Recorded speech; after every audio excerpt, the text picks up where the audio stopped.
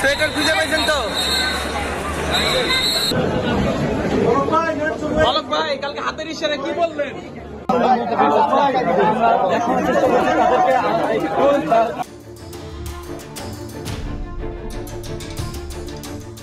শেষ সম্বল বলতে ছিল ওই দুটি শীতের কম্বল, তাও হারিয়ে এখন বিপাকে পড়েছেন এক সময়কার দাপুটে প্রতিমন্ত্রী জুনায়েদ আহমেদ পলক।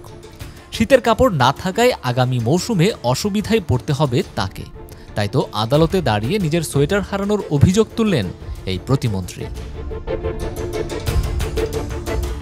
তবে আদালতে ওঠা এমন অভিযোগের পর বিষয়টি নিয়ে কাশিমপুর হাই সিকিউরিটি কারাগারের জ্যেষ্ঠ তত্ত্বাবধায়ক আবদুল্লাহ আল মামুন বলেন, পলকের জামা কাপড় একটি ব্যাগে রাখা ছিল, মালিক চিহ্নিত না হওয়ায় সেটি ফের স্টোর রুমে রাখা হয়।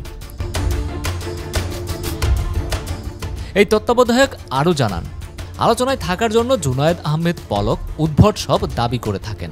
সোয়েটার হারানোর অভিযোগ তারই একটি উদাহরণ। কারাগারে বন্দির কোনো মালামাল হারানোর কোনো সুযোগ নেই। তদন্তে জানা যায়, পলকের স্ত্রী কারাগারে সাক্ষাৎ করতে গেলে পলক নিজের কিছু শীতের কাপড় নিরাপত্তা রক্ষীর কাছে স্ত্রীর কাছে দেওয়ার জন্য দেন। পরে অসাবধানতা বশত ব্যাগটি পড়ে থাকে।